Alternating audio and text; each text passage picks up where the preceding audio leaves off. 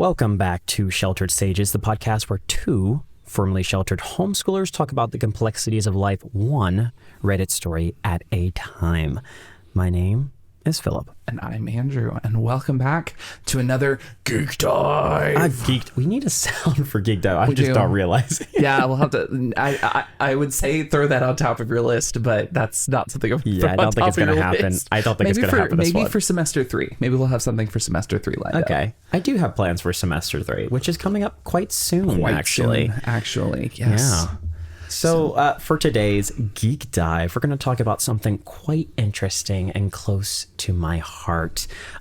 Music is a part of everyone's lives, I would say. We talked about music before. I was going to say, Philip, we just talked about music. Why are we doing music again for a second Geek Dive? But Andrew, we're not just talking about music. We're going to put some extra letters on the end of it. We're going to talk about musicals instead. We're talking about musicals. Let's do this. Andrew loves musicals, as you can tell. I love musicals as well. I have not been in musical theater. I've been in too many musical. Just kidding. I've not been in as many as I would like to be, but I've been in 2, 3, 4. I'm going to count the puppet from Little Shop of Horrors. That's fair. I think it counts. I think 6 musicals? 6 musicals. I think. Wow. That's impressive. You don't have to put this in there. I'm just counting out. I mean, I don't mind putting it in there. Jekyll and Hyde, West Side Story, Little Shop of Horrors, because I was a puppet. I wasn't performing in that one. Godspell. Okay. Hairspray. Yeah. I feel like there was another musical. I mean, I've done other stage shows. So I did Romeo and Juliet. I was Romeo, which was actually quite fun. Very nice. Yes, Romeo and Juliet. And then I think it was the last musical I did. Okay. Yeah. That's nice. Okay, so 5 musicals, like 5 full production musicals. He is a very well-established musical actor. That's only like 1 season. had a good. I'm still going to put that out there. A very well-established musical actor. I have been in a total of, I think, 0 musicals. I have been in plays before. Church plays. Okay, so we're counting church plays. See, exactly. He's not counting church plays. Yeah. So I've been in like multiple church plays, but I don't count that as official musicals, and I did not sing in any of those. Technically those are musicals. Those are usually jukebox musicals. Yeah. Because they sing songs from like other artists as like a thing. So anyways. So it was fun. I played musical instruments, as we learned about our previous. Yes. Honestly, you should also, if not before this episode or after, sometime in your week, I don't know how busy you are or what you're doing right now, but you probably want to listen to the musical episode or music episode that we did before, just to learn a little bit more about our basis of loving music and what we did with it. And then you'll have more context of what this is, or just stay and listen to musicals, because a lot has happened. Depending on when you're listening to this, you probably have heard or seen the new musical that just came out, which is Wicked for Good. Yes, I actually, so the original plan for recording this episode is that I was one of those people that went to AMC and I saw the part 1 and part 2 feature back to back.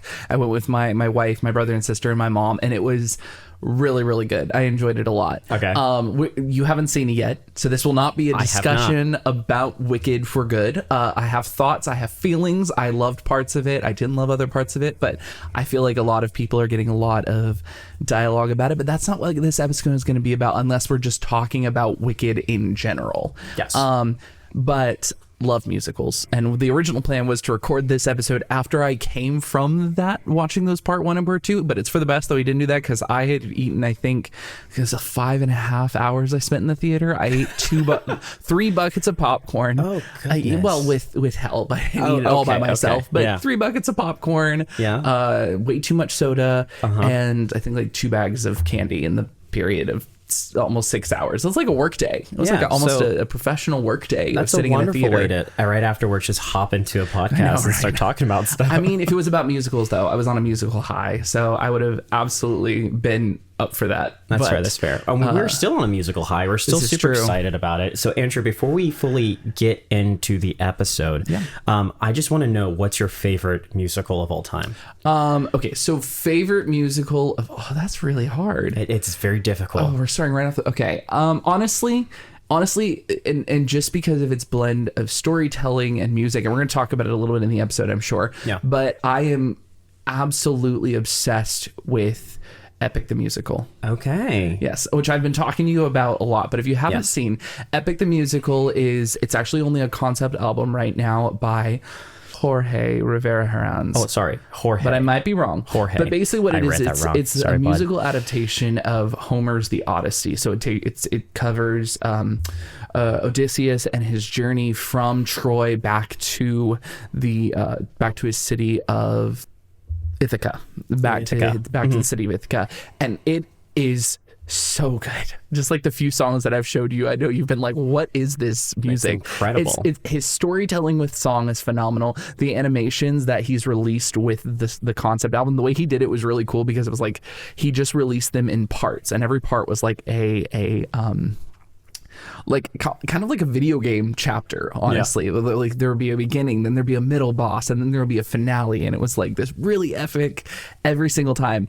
And when I was driving my kids with the after school that I was at, because they were in middle school, I introduced them to the music, and we were obsessed when every new art came out.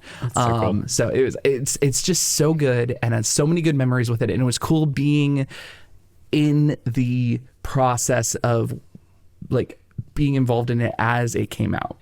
That's really awesome. So, what is your favorite musical before we get fully started? Before we get fully started, my favorite musical. Thank you for talking because it gave me time to figure that out. You're welcome. I'd say the newer favorite musical is going to probably be The Greatest Showman because it's so good. Music is wonderful. Yes. So to stress this, as we continue to talk, I didn't mean to cut you off, but we will be talking about both Broadway musicals and movie musicals. Yes. So we will talk about both because I feel like they're allowed to be lumped into one Geek Dive. If you disagree, give us a comment. Absolutely. We'd love to hear why. Yeah. Give us a discussion. But as a movie person who loves movies and all that stuff, I really love The Greatest Showman. It was wonderful. I was surprised at how good it was the first time I saw it, and that was a whole story by itself that we might talk about later on. But my favorite musical of all time is The Sound of Music. Oh, that was actually, I think, one of the first musicals I ever watched with my mom. It was the first musical I ever watched, and my mom showed it to me. So now I have to know because mom showed it to us because she wanted to teach us the Do Re Mi Fa Sol La Ti Do song. Oh, nice. And that's why we were talking about that in music, and she's like, oh, and there's this song that goes with that I learned from this musical. Watch the musical so you understand where it's coming from. Yeah. And then we watched the musical, and I'm like, but Mom, why are there German? I'm not going to say the name, but why are they in this movie? This was supposed to be a movie. World War II? World War II. Yeah, World War II. Yeah. It's like Germany. Welcome to World War II. World War II. It's a really sad story. I'm like, it is quite sad. It is a quite interesting story, but musical, I loved it. It was so good. It's long. The first time I watched it, I was like, oh my goodness. I think it was the longest movie I had watched at that time. Yes. And we watched that one, and we watched Chitty Chitty Bang Bang. Yes, Chitty Chitty Bang Wonderful. Bang. Love that. A lot of great movies, but yeah, it's still one of my favorite musicals of all time. Yeah, maybe Chitty Bang Bang was the first one that we watched. Well, technically we watched Mary Poppins, but like I don't count that as a Mary Poppins. I don't think that's a musical though. Like that's a movie that has music in it. That's like a Disney movie. That's fair. But I feel like Chitty Chitty Bang Bang and like Sound of Music were designed to be musicals. Like that was like, because isn't Sound of Music Rodgers and Hammerstein? Yes, it is. Okay, I think it is. Yeah, like huge musical. We watched a lot of their music. But anyways, we've gone on long with this intro. Yeah, and I think it's time enough to let them hear our musical intro and maybe something a little bit more special afterwards. So maybe we start that now.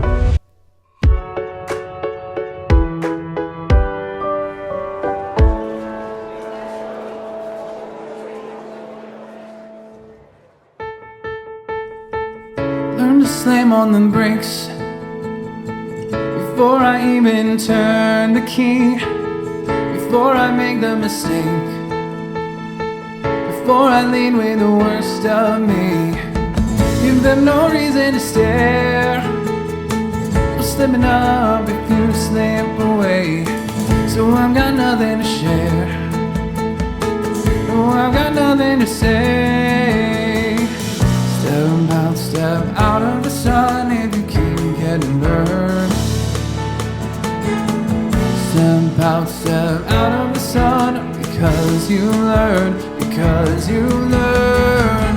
On the outside, always looking in, will I ever be more than I've always been? Cause I'm tapping on the glass, I'm waving through a window, and I try to speak but nobody can hear, so I wait around for an answer to appear while I'm watching people pass. I'm waving through a window. Can anybody see? Is anybody waving back at me?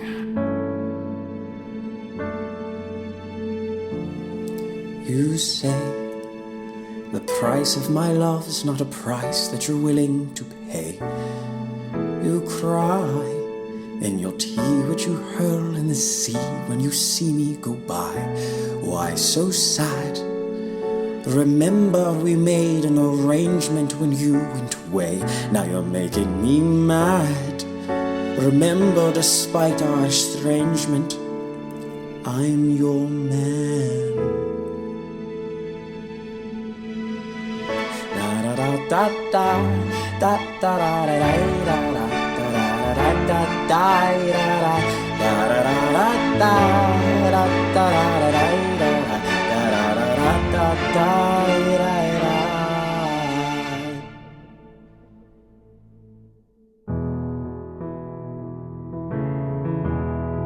I look into your eyes and I think back to the sun of mine. You're as old as he was when I left for. Will these actions haunt my days? Every man I've slain is the price I've paid, and this pain. Close your eyes and spare yourself the view. How could I hurt you? I'm just a man who's fighting to go home, even after all the years away from what I've known. I'm just a man who's fighting for his life. Deep down I would trade the world to see my son and wife.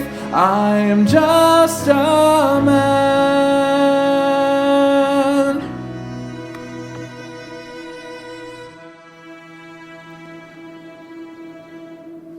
Nothing but the truth now.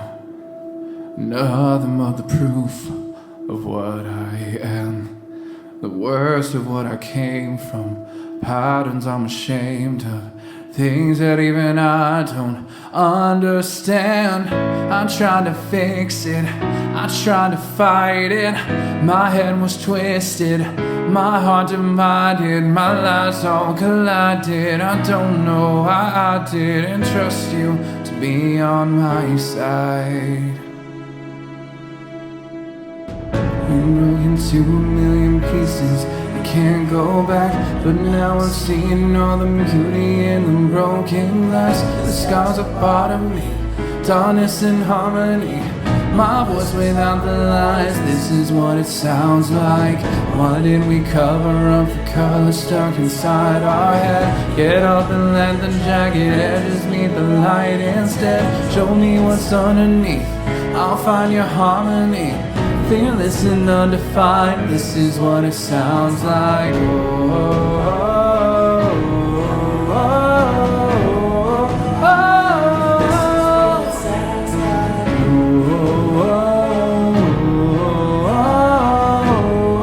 oh.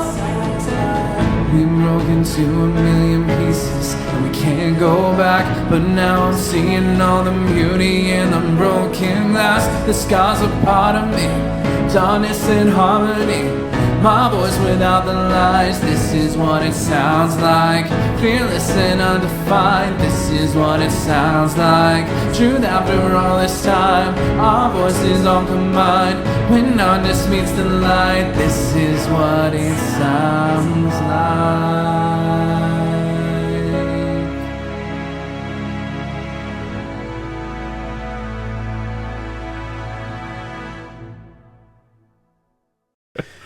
All right. Welcome back. Hopefully you guys enjoyed that. We sure enjoyed creating it. Well done, Andrew. No, again, I appreciate that, but I'm going to stress this.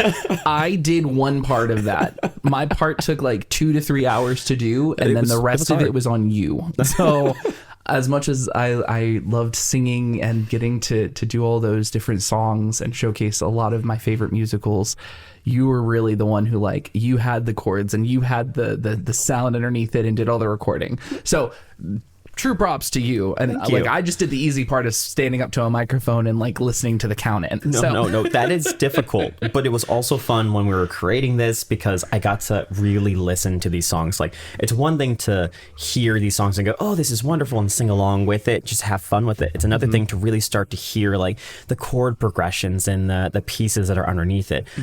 We didn't have this or sing it in our musical thing, but when listening to Mary Poppins, which is not technically, but we're going to go with it, a little story musical, with it. Yeah. Basically, when they're going, the medicine go down, in the part where they say down, they actually go higher, and then when they go down, like it's opposite. They did it for fun. So even in the music, the tonality of the song, they're playing little jokes along it that you would only get if you really focus in and go, oh, wait.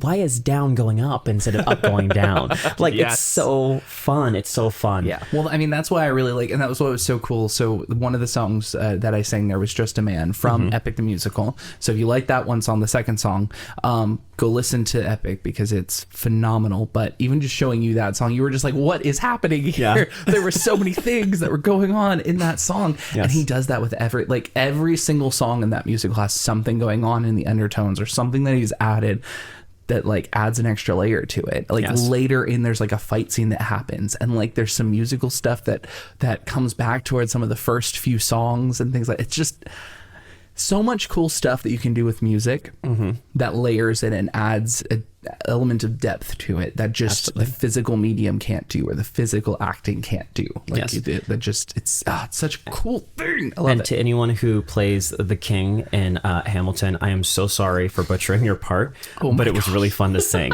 So thank you. Please, you can comment here afterwards saying that I did a terrible job, but just know I did it out of love, not out of hatred for this. I think you did fantastic. No, it's one of those. It's yes, you can do the king well, but it's all about the passion you do with the king. Like, really, it's more about the passion than hitting the notes and making it like crisp and clean and perfect. I tried not to get globs of spit on the microphone, but that's how you do it.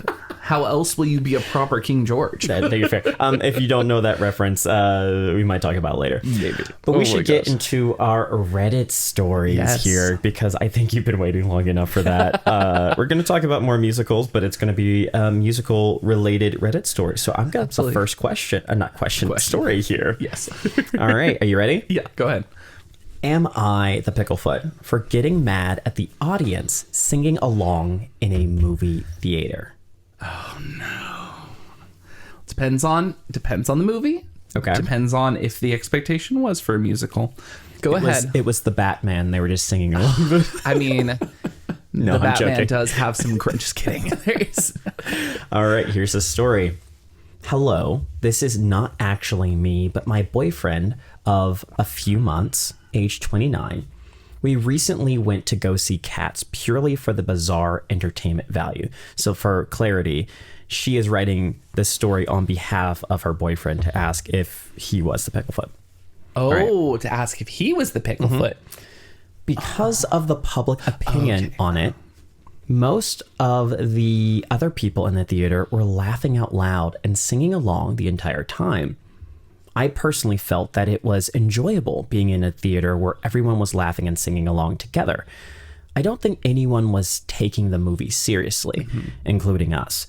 However, my boyfriend seemed to get irritated with the audience participation. At one point, the entire theater was singing to a song. My boyfriend seemed particularly annoyed with the people behind us who were also singing. He turned around to face them and proceeded to glare at them angrily for an extended period of time, holding eye contact. They were in the row right behind us, so they were only a few feet away. In my opinion, it felt overly aggressive and confrontational, also just super awkward. Afterwards, he talked extensively about how annoying they were. For some reason, this just bothers me. I feel like he could have handled it a lot better by asking them to stop singing or to be more quiet. It wasn't like they were being abnormally rude by talking in a theater, because everyone in the audience was singing. Yeah. What are your opinions? Okay. Thanks. So that's really important. So first of all, let's talk about the Cats movie, because I haven't seen it. But I refuse to watch it, because Cats in and of itself is already a very strange fever dream of a musical. Okay. If you don't know, it's literally just an entire musical about cats basically performing to try and determine who is going to be the one that ascends to this strange Jellicle cat godhood thing. I really don't know how else to explain it other than that. It's quite interesting. But before, I thought you were going to say it's just a whole musical about cats. I was like, Andrew, no. Couldn't figure it out by the title. No. No. There's but more. Also, another ding across it, because our wonderful artist, Taylor Swift, was in the most recent movie, and she wrote an original song for it. She think did. Yeah, I did know that, and good for her. But also, it just wasn't a good movie. Like, that's the thing, is it's like objectively, from anyone who went and saw it, said it was a terrible movie. It was a terrible version of it. Obviously, some people enjoy it, other things of that nature.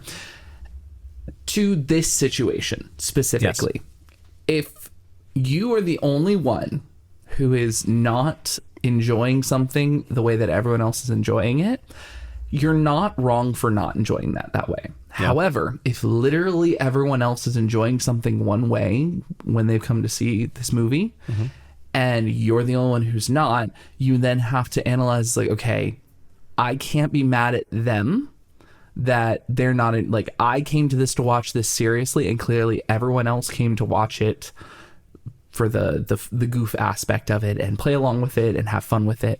And it's unfortunate that it wasn't like a determined sing-along version of the movie, because you go into that with that expectation. Yeah. But it's very clear that it's like a societal contract was made with all of the moviegoers when they watched that movie, and we're like, we're gonna make fun of and enjoy this movie and sing along and laugh and have a good time. And then by him deciding to try and stop people from doing that, that's at that point in time where it does kind of slip him into Picklefoot territory, in my opinion, just because it's one of those things where it's like, it became almost like an unspoken rule. Yes. And I like what you said about that. It's kind of like an unspoken contract of a theater. I am still kind of confused on that, because I agree with you. Yeah. At the point that everyone in the theater is laughing and singing along, that's fine. Where I hesitate is there's not, again, a real... You can't go to the theater and know whether or not everyone's going to be singing or laughing, at least not easily, unless it's an actual showing where people should be singing, where people should be enjoying themselves in that way. And so going in thinking that you're going to just have a time of yourself just enjoying the movie and seeing it as it is, and then finding out, oh, no, I'm not even going to be able to hear the actors. I'm just going to be hearing these people behind me singing. I could see that as a bit annoying. Yeah. Well, and that's one of those things that's like, so it's cool because I wanted to talk about it in some way, and we've segued perfectly into it. One of the songs that we did in our, what's the word of that? Medley. Thank you. Is it medley or medley? I don't know. It could be my North Carolinian accent coming out. That's fair. Medley. I think it's a medley. Melee. It's a melee. It's not a melee. Musical melee. So hope you like the musical melee. It's going to be playing at the end of this episode where Andrew and I fight with music. I mean, have you heard two cellos? Oh yeah. Anyways, or warring or battling pianos or whatever it's called. Yeah, I did that on a cruise line before. It was fun. What? No, I didn't play the piano, but I enjoyed with the. Sorry, continue on. No, you're good. I was like, I'm sorry. What? Like, this is like Philip I actually Lord. have done this before, but continue. Anyways, one of the songs that we did in the medley was from K-pop Demon Hunters, which I have been obsessed with. I don't know if you know this. I haven't talked about it at all in any previous episodes whatsoever.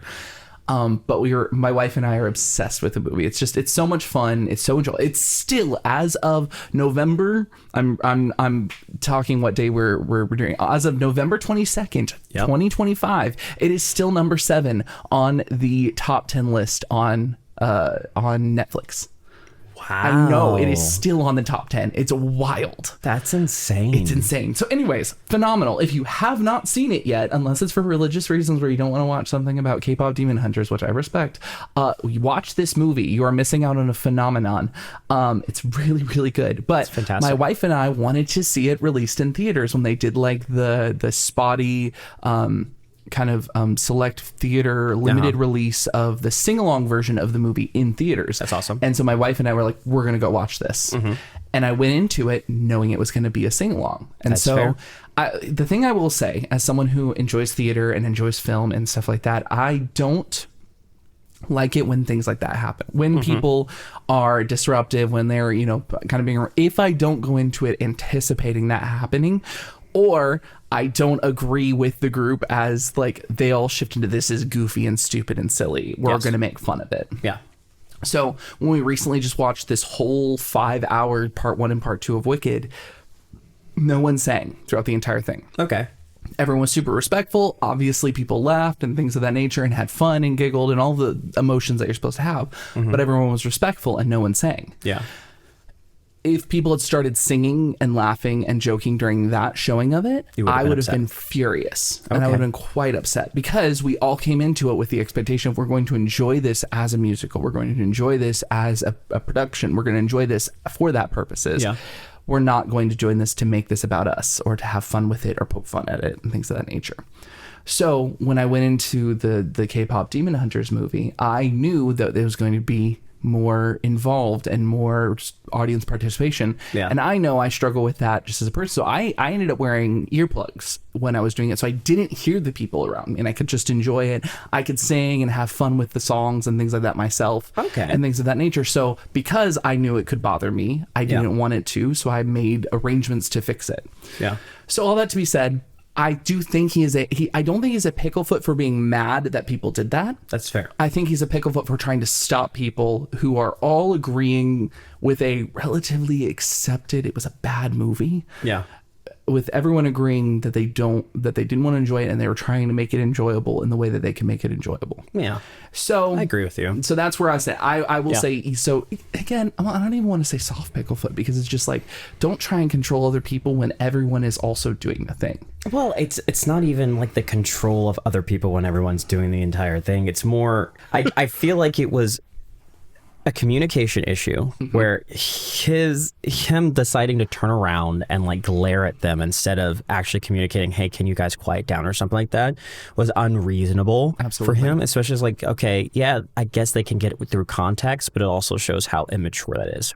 That said, the entire situation of going into a theater, if I went into any movie and people were like singing loudly, I would be kind of upset with it. During my first watching of Wicked, I think I actually like hushed a group of kids that were like being really loud and disrespectful during the thing, just because it was like they were giggling and jumping up and like walking back and forth over each other and things like that. Because it was one of those like the parents and the kids came, but it was like a group of 3 families, I think. And the parents, which is, I get why you did it, but the parents sat up in the top and the kids sat down below. Oh no! So they were separated.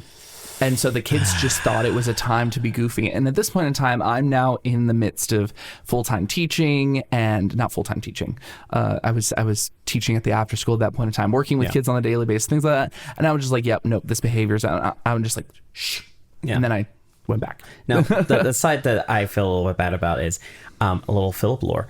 I have a problem not singing to songs and movies. Dude, it's so hard. It's so difficult. It's so challenging. I love music. I love the style of it. I love being a part of something, especially when it's loud and has beautiful sound and you know the song very well. I just feel like, going along with it. And so, every once in a while, my wife will kind of lean over and be like, you need to be quieter. People are looking at you. I'm like, oh. So I understand. I understand to the people who are singing. I would probably be in your group. That said, I understand to the people who didn't want them singing the boyfriend. You're kind of correct, but just next time, if they're being a little too loud, ask them directly behind you. Can you sing a little quieter, or could you tone it down a little bit there too? Of like, you can.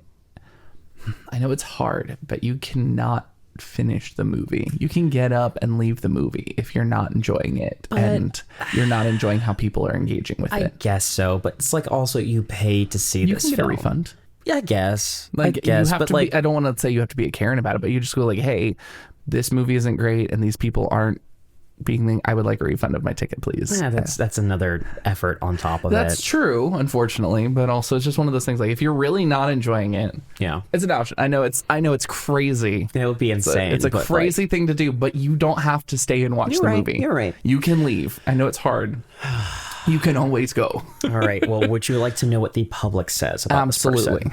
I didn't completely agree, but they put them down as the picklefoot. Okay. I mean, as I said, I feel like they are the picklefoot personally. Yeah. So the top comment over here, they said, you are the picklefoot, or rather he is. He sounds like a bit of a baby.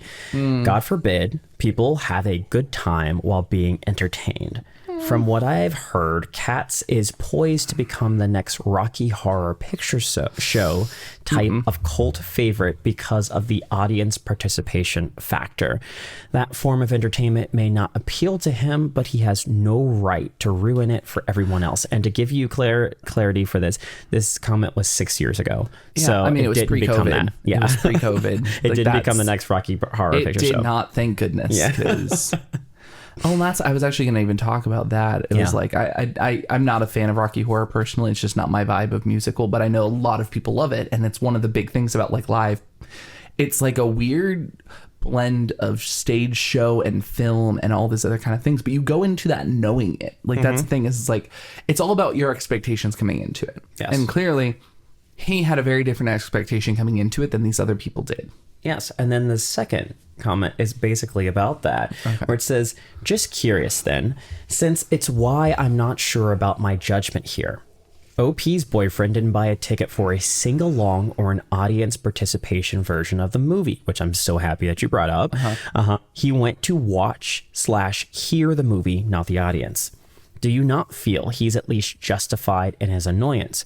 I agree he's a annoying person, and if it bothered him, he should have just gotten a refund from management for the poor experience. Called it. But he's not wrong. Yeah, and that's, sorry, did they get an answer? And feeling that it's reasonable to expect a quiet audience in a theater, and that's where I hesitated on as well. It's just like the whole situation in a theater, it's like if you go to a library, you're expected to be quiet. If people are singing in a library, even if everyone is singing, you're watching Wicked. It's just like should they have been singing in the theater that wasn't a sing-along theater? No. Is it his job to fix that? Technically, no. Is he allowed to be upset that this is happening? Absolutely. Yes. And that's where I'm like, he had every right to be upset, but what you do and how you act after you're upset determines whether or not you become a picklefoot, in my opinion. Because we're all allowed to be upset. We're all allowed to be disappointed. Like that situation where I shushed the kids. It's like, if I had gotten up and started screaming at them, then I would have been a picklefoot. Oh, absolutely. But just a quick shh. And then it made them aware, we are talking too loud, that some random stranger told us to be quiet. That's fair. And then they stopped. Doesn't make me, in my opinion, someone might think that they are, and you're welcome to your opinion. That's fair. In my opinion, doesn't make me a picklefoot. Okay. It's all about how you react. So turning around in the middle of a theater and giving someone a death glare, it's like you're not going to fix the problem by doing that, especially if there are dozens of other people in the theater doing the same thing. What are you going to do? Stop them and then get up and death glare the person next to them, or death glare the other person? Just going to go through the entire theater and glare at every single person. stand up on the stage in front, just, I am so disappointed. Just heavy exhale. All of you. Just like slowly leans forward. To be fair, that is how I deal with some of the kids. Oh, that's fair. That's fair. That's fair. I just stare at them and like, are we really doing that? Is this what we're doing now? So that is my story. I am very excited to just know, if you're in a theater that's not a sing along, I would recommend not singing along to the movie. I know it's difficult. I have been caught doing that as well. Just try not to. Here's what you do. You mouth the words. That's all you have to do. But doesn't the song in your heart just want to fly from your... Then let it animate through your body. Well, then I get in trouble for that too, because I get too animated. Well, as long as your hands aren't coming up and interrupted.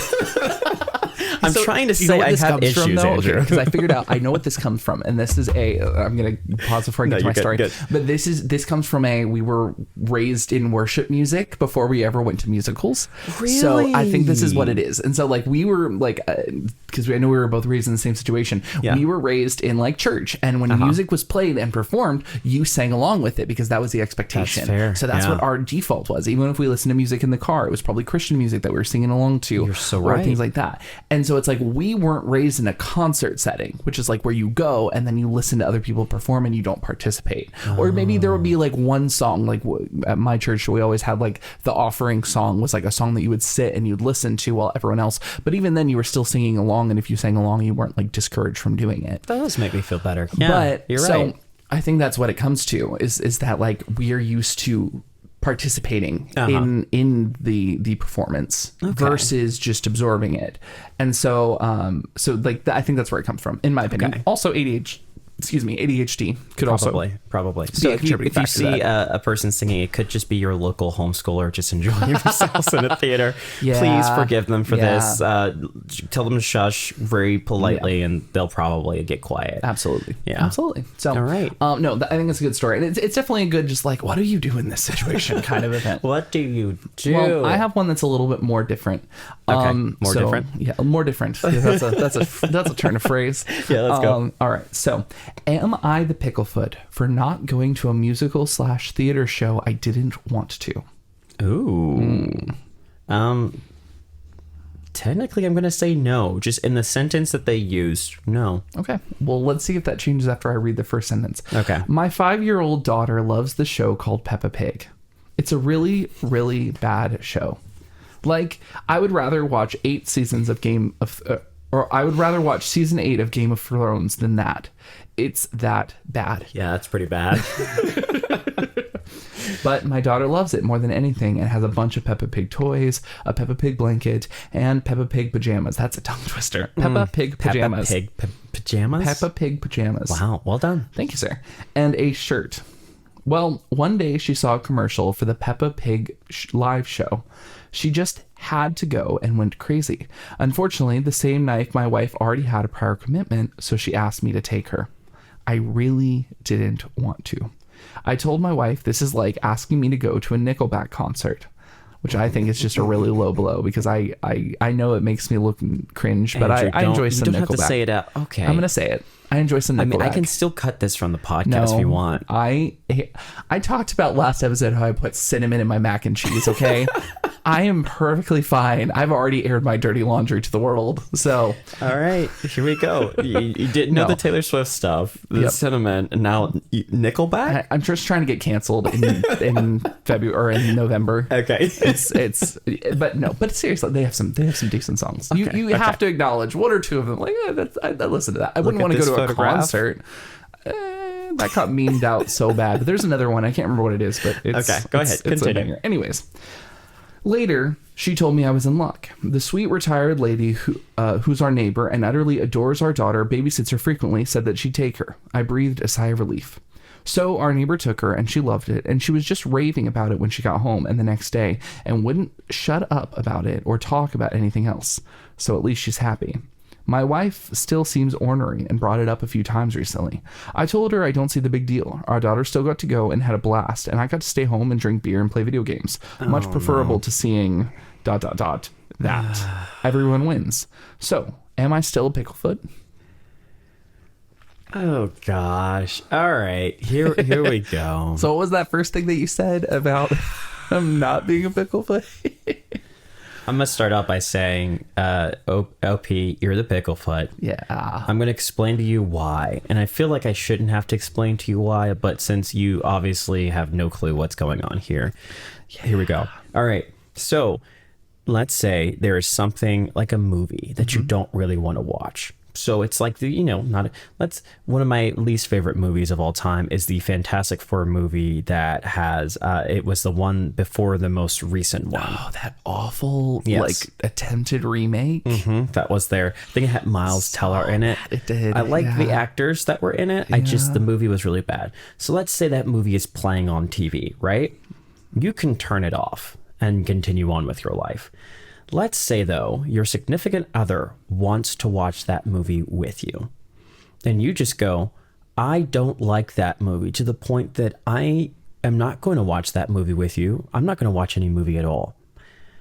You might be thinking you are refusing to watch the movie and refusing because you don't really want to experience that. But what you actually refused is spending time with that person. So in the context of what's actually happening here, your wife, I think it was the wife, was asking you to take your daughter, Your 5-year-old daughter, who is old enough to remember these things. to a concert. Concert, musical? Stage show, musical Stage thing. show. Yeah. You were supposed to spend time with your daughter. No one expected you to love the Peppa Pig stage show. No one wanted you necessarily to love the Peppa Pig stage show, except maybe your 5-year-old daughter. But instead of putting aside your, I don't really like this and it's kind of bad, and just spending time with your kid, you decided that you were going to sit, drink beer, and play video games. Something you can do any other night once your daughter is in bed. So to give you a little more context to this, when a person who you care about requests you to do something, especially if it really doesn't take any effort from you as much, just a little bit of time. And a little bit of your sanity with Peppa Pig. That's you know, fair. Who needs sanity these days? Especially for those kind of things. Just do it. Sometimes you'll enjoy yourself. I've known a lot of people who refuse to go see certain movies because they're like, I don't like musicals, or other individuals who maybe or maybe not listening to this podcast who don't like animated films and they don't go and see those. And it's like, I get you having a reaction to those things but when it comes down to it, it's like, art is something that's interesting, that's beautiful, that's nuanced. You can't just go over and paint every single film of this style or every single thing of this style as something good or bad. So sometimes trying something new is important, even if you didn't really necessarily like it before. Like for the longest time, I didn't really like horror films like that. Like whenever I saw them, I was like, it's just not as good. But I got a lot of recommendations from other individuals who were like, okay, yes, I understand why you didn't like, the standard every summer or every fall, there's a bunch of just, really bad horror films come out. Here's the ones you should really watch. And I was like, oh, now I get it. Now I'm understanding what's going on. So maybe, listen, you don't have to, but maybe you go out to the Peppa Pig stage show and you enjoy it. Peppa Pig is very popular. Like, they're a massive franchise. They have a theme park right by Legoland here. Like I had a list before, but they're ranked in the top 50 franchises of all time. Yeah. It's wild how popular Peppa Pig is. Yeah. So maybe try it out. And then even if you don't like it, you hung out with your 5-year-old daughter doing something that she truly liked to do. Congratulations. You win the Father of the Year award, or at least the Father of the Day, know? Just be a decent dad. Come on. Do better, men. This is now the second time. I spoke a lot. You go ahead. No, it's good. I mean, it's exactly how I felt. I read this and I was like, this is the story I'm telling, because it really is. It's that disconnect of it was only thinking about him. It was thinking about I don't want to do this. I don't care about this. I hate this thing, blah, blah, blah, blah, blah. And it's like, okay, but you can spend this time with your daughter doing something that she really cares about, which is going to be a memory that she's going to recall in the future.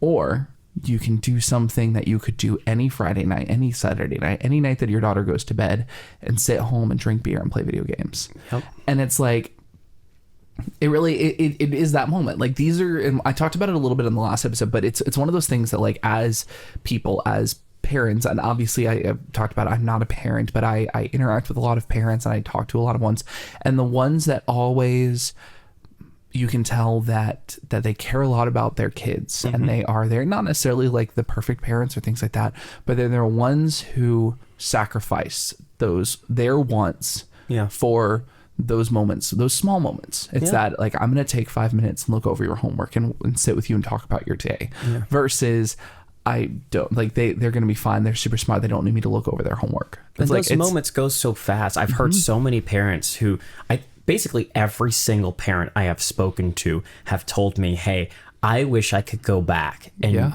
have more of those moments with my kid once they're grown up, once they're moved. Even when they're a little bit older than they were before, they're like, I wish I could hold them for a little bit longer as small children. I wish I could go over and hang out with them when they're watching their TV shows or going something like that. Like, don't pass up those moments. Those are incredible. Yeah. And that's one of those things too that I think is just so important, especially seeing it, like, that dad talk about it, but also just other people of those things. Is it's like, if your kids are passionate about something, engage with it. Try and figure out what it is that they're passionate about. Is it the music? Is it the Australian culture? Or is it British? I don't remember what Peppa Pig is. Is she British? I think it's British. Yeah. Is it the British culture? Is it something, like, figure out what it is about it so that you can continue to engage with them. If you're just choosing to continually think about yourself, then you're going to one day realize that, hey, your daughter isn't going to talk to you about these things because she recognizes you don't care. Fine. You want to ignore your daughter and play video games and drink beer? Good. Your daughter is going to eventually stop going and talking to you because she sees that you don't care. You put your likes and wants above everyone else's. And that's why I think it's so important. And this is one of the things, like, I talk about all the time. Being a parent is a huge responsibility. And it's something that I really respect the parents that recognize that and don't take it lightly.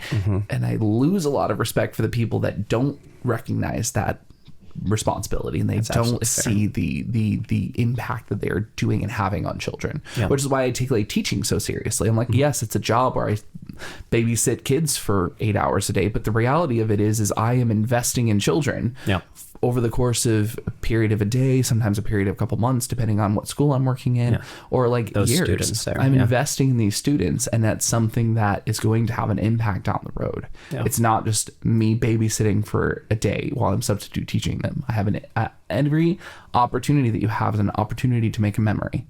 I even think back to, like, my childhood and those little things we did. Like, it's probably a night that my parents don't even remember, but I remember a night that we all went out, and I think it was a Halloween night, and we went out and we went and got Cece's pizza. And I just remember, like, it's one of those memories that's just there. And it wasn't even good pizza. We didn't even do anything that fun, but I just remember being there with my mom and dad and us going and getting pizza. And I think we went and got Cold Stone Creamery afterwards. Nice. And it was just a fun night. A wonderful it was night. An awesome night. But it was something so small that like could have not been anything to my mom and dad at the time, but it was a huge thing for me. And it's something I just randomly remember. That's so powerful. Don't lose those moments. Don't neglect those moments with kids, especially if it's something like a musical where like you can now play music that directly brings back up that memory, or where you can share it with your kids or things like that. And even if you don't like it, you'll have that. Now, on the side, OP, Peppa Pig, the stage show, you should have gone and seen it.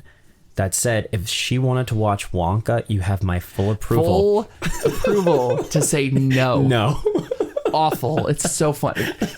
Honestly, so, okay, to tell a little story about that. Yeah. For Wonka, I'm sorry to anyone who worked on that movie and who had to put up. I'm not angry with anyone who worked on the movie. I'm just angry that it exists.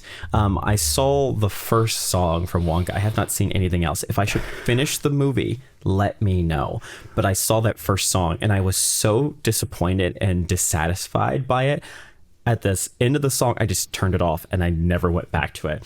And I told Andrew, I think we were like hanging out with your family and stuff afterwards. We were just like sitting around. I was like, it was really bad. I really didn't like it. Like, I just couldn't get past that.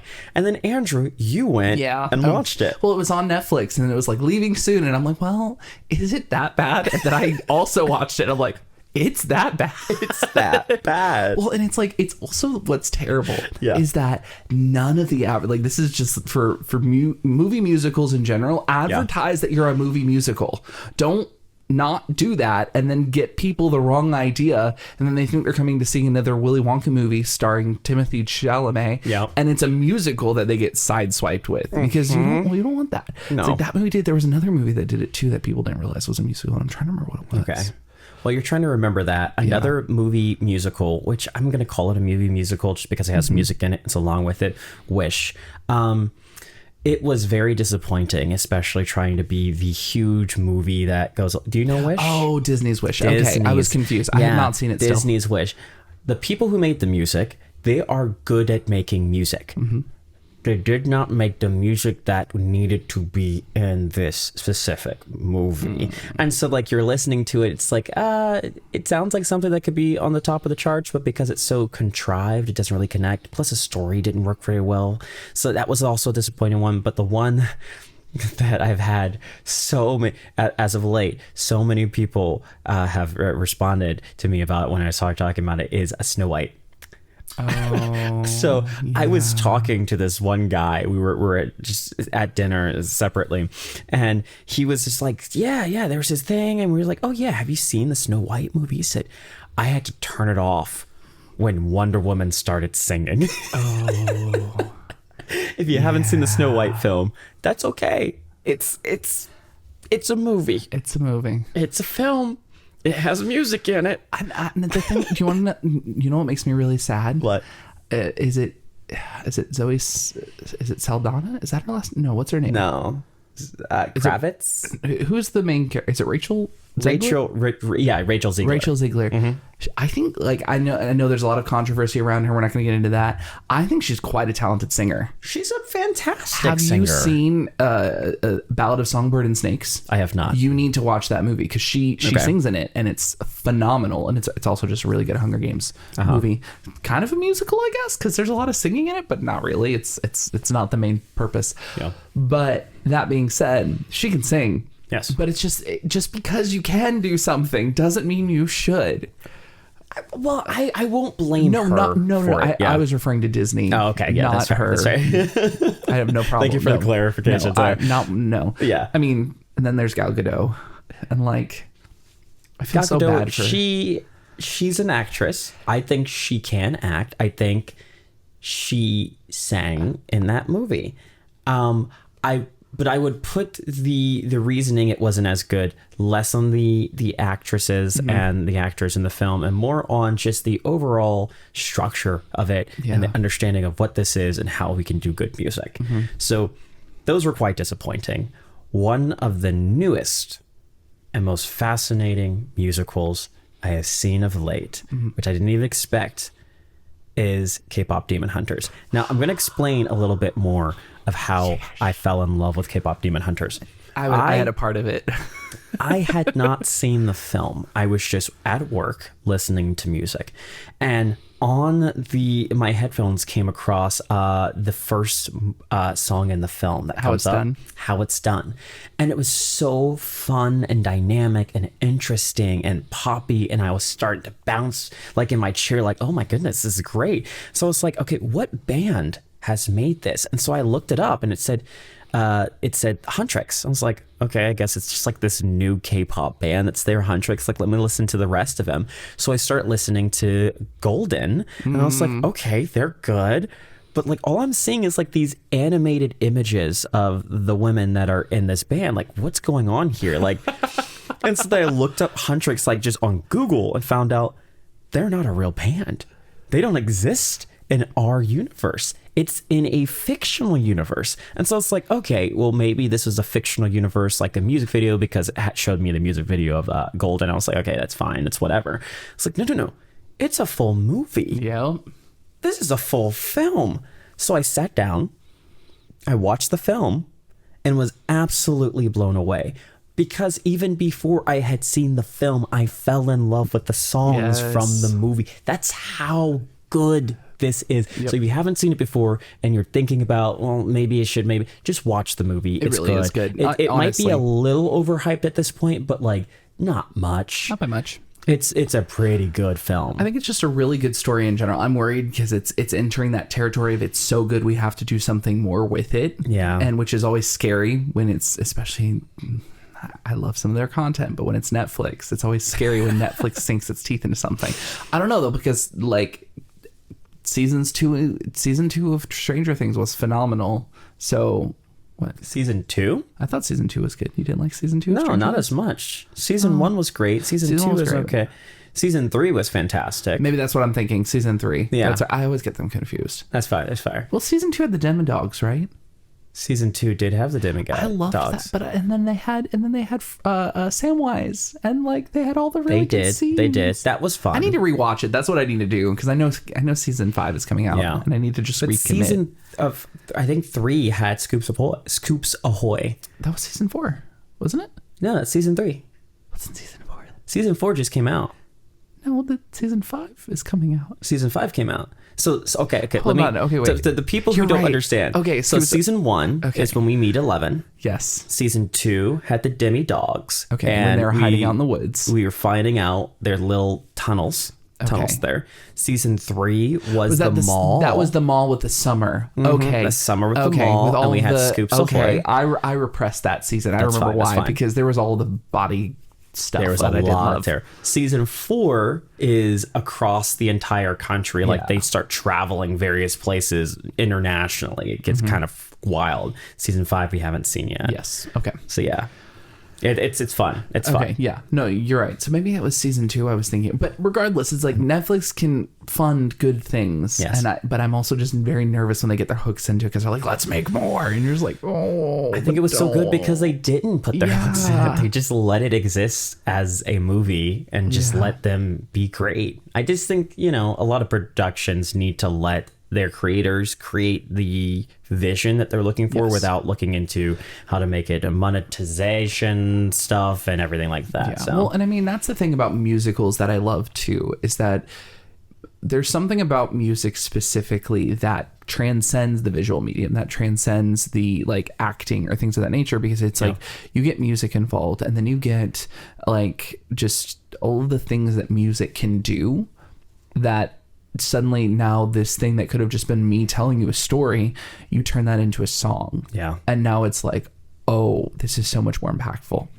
Yeah. Instead of having this power of friendship moment at the end of a movie, now it's suddenly a song where we're harmonizing together at the end to visualize this reuniting of these voices coming together to fight this evil. It's like it's so good. It gives me chills every time I listen to it. That's how wild it is. Oh my gosh.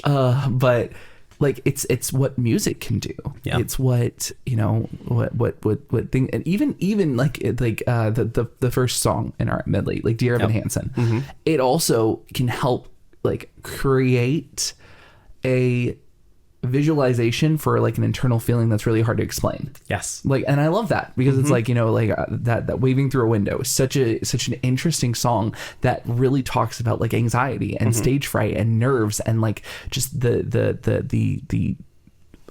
that being a high schooler can be, or just being a person can be. And that movie specifically, or not movie, that musical specifically delves so much into like the mind and into like all of these different emotions and things that go on with a person. Very weird musical. Yeah. I love it. I love the music from it. I love the story. music from it. The story is questionable, but Yeah. the music is great. But it's like you're taking the best parts of music and mixing it together with the best parts of theater. Yeah. And then when you put that together with the aspects of, film, where you can see it in a very visual context, and that's what I love about like the way, especially part 1 of Wicked. I think they did a really, really good job of that, where like they slowed down and they zoomed in. Like that scene in the Ozda's ballroom in Dancing Through Life.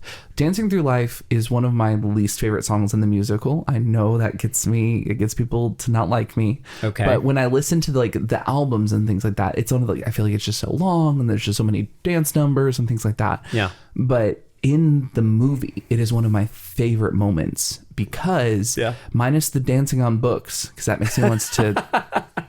Oh, is it Jonathan Groff? What's his name? It's not Jonathan Groff. Who am I thinking of? It's the Jonathan Groff is the king in the other song that we did. It's just like Bailey, I think his last name is. Is it Jordan Bailey? Jonathan Bailey? I think it's Jonathan Bailey. Jonathan Bailey, yeah. Him standing on books hurts me to my core. Every time I see it, I'm just like, stop abusing the books. Like, because all of the people that are going to emulate that. Anyways. Yeah, they're going to. But the scene where Elphaba and Glinda are having that moment where she joins her on the dance floor, and she joined, like, in that moment of vulnerability. Dude, can I say I cried at that scene? I just cried the other day. I cried at that scene, dude. It's so impactful, because it's like we've all been in that moment, I feel, where we have been felt alone, felt isolated. At least this is why I cry when I see it. Yeah. Of that moment of like that feeling of I feel so alone and so isolated, and everyone's looking at me, and have someone, specifically the person who is responsible for it, to clearly recognize what they did and to step into that discomfort and to show up and be like, I'm so sorry, with like the amount of words that were spoken without nothing being said. Yeah. I guess I'll put it a little bit further, even in that there's a whole other social commentary that goes along with it, and with the movie itself, when people go over and like, wait, so Wicked is about racism? Yes, it is about racism. Absolutely. If you didn't know that, here you go. Don't be mad at me. I didn't create it. It's about racism. So that part, yes, I felt that. I think in a separate section, as a homeschooler, and we're going to get a little deep towards the end of this one here, as a homeschooler going in, and you're in a different culture, right? When everyone else has like seen these movies and TV shows and understand these different social contexts and things that you're supposed to do, you're not supposed to do, because they've had years of their life around other kids to actually understand it. And then you're kind of thrown into this world, realizing that you don't fit in. Yeah. And that really nothing you're going to do is going to allow you to fit in. And so in that part of the movie, in kind of a very similar section, she's trying. She didn't want to go to this party. She didn't really want to be there. She was told that she should. She was pushed into it. And then even when she's trying to have fun, when she's trying to put herself out there, she's realizing they will never accept me. There is nothing I can do here. I am always going to be the butt of the joke, not laughing alongside them. And so it was powerful in this moment where she could have run. She could have stepped out of the room and just let it go. No one was keeping her there. But instead, she decides, I'm going to dance anyway. I am in pain. I am being put out here. I do not fit in. But that's okay. I will never let them break me, despite.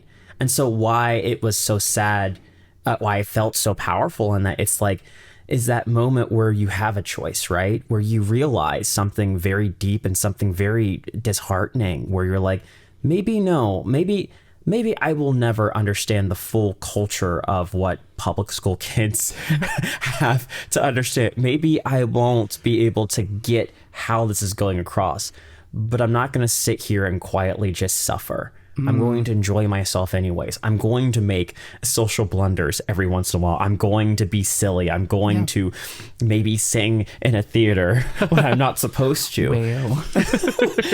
But I'm learning. I'm having fun. I'm experiencing stuff. I'm experiencing life. And the fact that her friend finally decided at that point too, like, oh, I see you. Well, I recognize you. That was beautiful. And I think you really, when you talked about it, it's like, there is nothing that I can do to make myself a part of this. But for then someone to recognize that not only have I been isolating this person, I am in the wrong. Yeah. And I have to now step into this to be able to fit. And what I think is beautiful about it is, like, you were kind of hitting the nail on the head when you're saying it's that thing that when you embrace who you are, when you embrace the parts of you that you love and the parts that are weird and the parts of you that are enjoyable, you're going to have people that are uncomfortable with it. You're going to have people that try and tell you to stop. You're going to have people do all these things, but you're also going to find people who are going to want to be a part of that. And that are going to come alongside you. And that's what that moment meant a lot to me, is that feeling of like, hey, even in those moments where I feel uncomfortable and alone, there are people who will stand beside you, and there are people that will join you in that awkwardness and just be friends with you and be there for you. There's so much in that scene, or so much that you can take away, or how it affects other people. Because obviously we all know what in world that scene means and all the references for that, but like it just how it can affect you. We've all been in that stage. We've all been in that moment where we felt alone, but because it was a film, they didn't have to just zoom ahead from a distance. They could zoom in on the faces. They could slow down the moments. They could make all of these things impactful even more than they originally were. Yes. And that's just beautiful to me.